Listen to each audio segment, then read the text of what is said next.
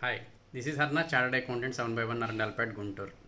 Friends, tax audit చేసేటప్పుడు form 3CD లో section 269 SS, section 269 T and 269 ST ఈ మూడు క్లాజెస్ గురించి చాలా కేర్ఫుల్గా చూడండి. సెక్షన్స్ గురించి 269 SS అంటే మీ అందరికీ తెలిసిందే.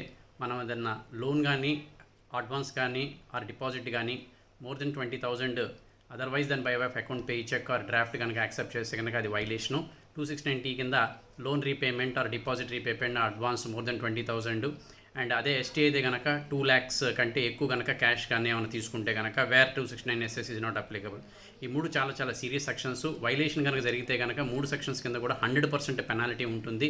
Section 271D, section 271E, section 271DA కింద. అండ్ ఆల్మోస్ట్ ఇది అందరి SSCస్కి అప్లై అవుతుంది. వేరే 269T అయితే కనుక బ్యాంక్స్ కూడా అప్లై అవుతుంది. Be careful. For any doubts let me know. Thank you very much and wish you good luck. Please subscribe to our channel.